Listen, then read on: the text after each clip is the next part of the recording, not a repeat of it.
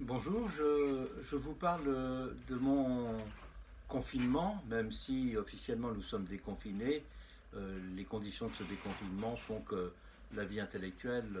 n'a tout de même pas repris son cours normal parce que nous ne sommes pas prêts à bavarder dans les couloirs avec nos amis et à retourner surtout dans les bibliothèques et dans les dépôts d'archives. Je vous parle avec une double casquette. Ma casquette de responsable du site internet lavidesidées.fr, qui est une équipe accueillie du Collège de France et qui publie des articles et des recensions rendant compte de la vie intellectuelle autant dans notre pays qu'à l'étranger.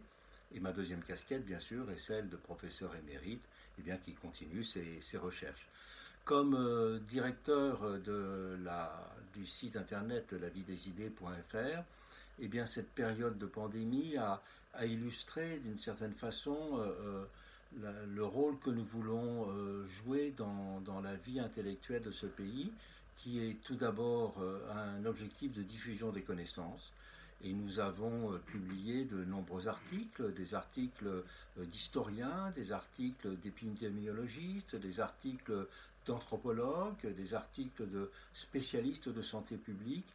qui aidaient à mieux comprendre l'événement que nous vivions, en France bien sûr, et nous avons publié des articles aussi sur la santé publique en Italie,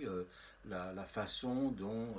en Inde était organisée la réaction à la pandémie, en Chine bien sûr, et aux États-Unis. Des anthropologues ont parlé par exemple de travaux qui avaient été faits sur des populations qui vivaient depuis de très nombreux siècles au contact de chauves-souris dans leurs grottes d'Asie du Sud-Est. Et bien sûr, nous avons publié des travaux d'historiens sur l'histoire des épidémies de choléra au XIXe siècle ou de peste au cours des siècles. Et cela illustre ce qui est une des richesses du Collège de France. Et même si nous sommes peu nombreux en nombre de professeurs, le souci de la pluridisciplinarité veut vraiment dire quelque chose. Et pour moi, je l'ai ressenti comme d'autant plus vital que je me suis tourné vers Philippe Sansonetti en lui demandant de tenir en quelque sorte une chronique de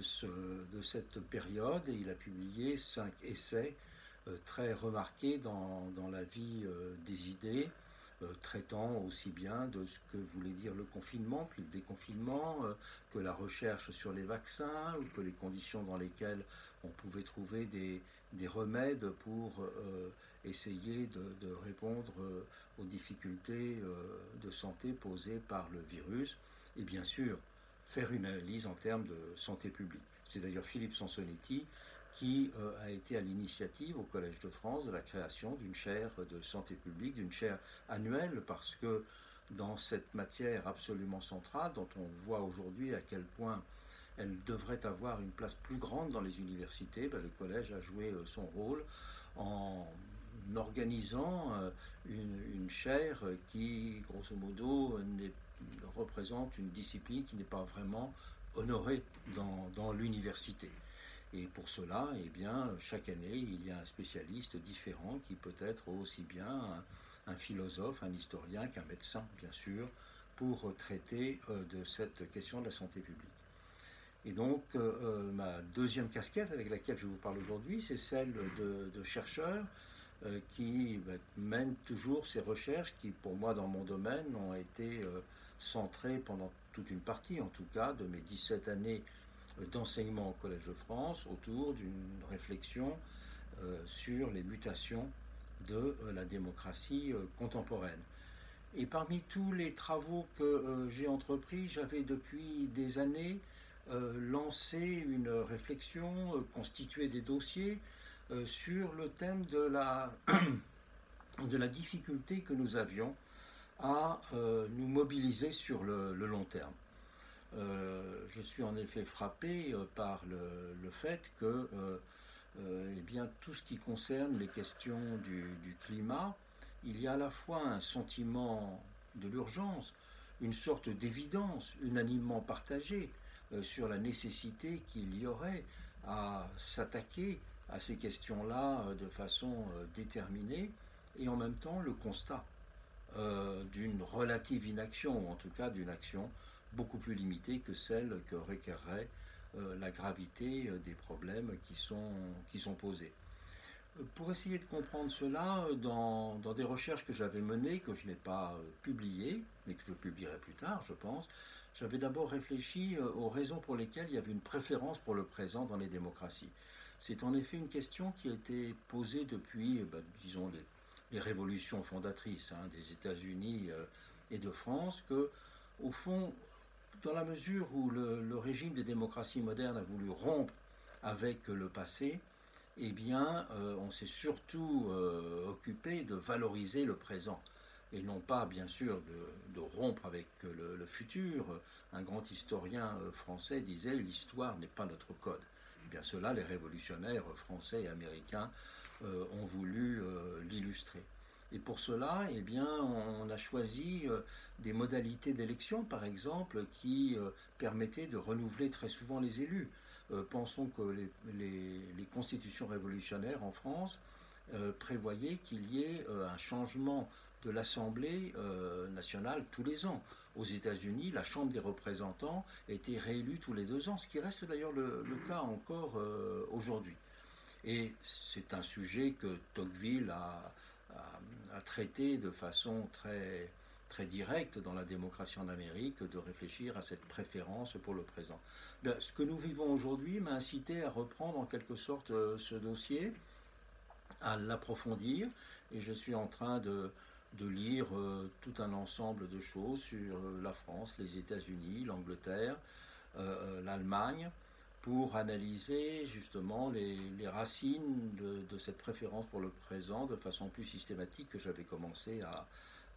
analyser au fil de mes recherches non publiées. Je dis de mes recherches non publiées parce que,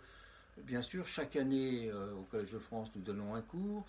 Ces cours se transforment en volumes, mais aussi la vie intellectuelle, les faits que l'on découvre des questions, que l'on ouvre des chantiers, que l'on ne traduit pas forcément dans un enseignement et que l'on ne traduit pas forcément par un livre ou par des articles. Et j'ai comme cela chez moi, dans les caves de mon appartement, et puis aussi dans les rayonnages du Collège de France où je garde en partie un bureau,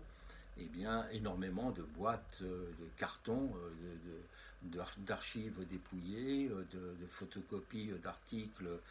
qui m'ont paru importantes ou bien de notes que j'ai prises. Et donc j'ai repris ce dossier de cet écart entre cette préférence pour le court terme qui est en quelque sorte inscrit dans les gènes de l'idéal démocratique, et puis de l'autre côté, la nécessité, déjà autrefois par exemple à travers la gestion des forêts, il y a très longtemps qu'on s'est rendu compte que la gestion des forêts c'est une gestion presque séculaire qu'il faut avoir pour exploiter et faire vivre les forêts, et non pas évidemment une gestion de court terme. Mais aujourd'hui, ce qui a ravivé mon intérêt pour ce dossier, c'est de voir l'écart extraordinaire qu'il y a entre la mobilisation qui a eu lieu pour faire face au virus du Covid, et puis de la Covid, et puis la difficulté, parce que c'était une menace ressentie comme instantanée. Et là, jamais depuis la Deuxième Guerre mondiale, il y a eu une telle mobilisation d'argent, une telle mobilisation d'énergie pour essayer de faire face à cet événement, à cette crise subite et d'une gravité sans ampleur depuis au moins un siècle, les guerres du XXe siècle mises à part. Et comment expliquer le fait que cette mobilisation extraordinaire ait lieu, alors même qu'une catastrophe, elle, rampante, comme celle de la détérioration du climat, eh bien, ne donne pas lieu à une réaction équivalente et de très loin. Et bien voilà, en quelques mots, ce qui mobilise à la fois mon temps, mon énergie, et puis mes recherches au quotidien, aujourd'hui, dans ce temps même s'il est de déconfinement, je redis à nouveau que ce déconfinement ne veut pas dire une vie intellectuelle normale. Pas simplement parce que l'événement nous étreint, par souci de nos proches, par inquiétude aussi, parce que nous ne savons pas cet événement, nous sommes dedans, il n'est pas terminé, il n'est pas achevé. La catastrophe économique qui s'annonce, nous ne la connaissons pas encore, donc cela pèse sur chacun d'entre nous, cette incertitude sur l'avenir, mais en même temps parce que la vie intellectuelle n'est pas simplement faite de rendez-vous organisés, de conférences justement par vidéo,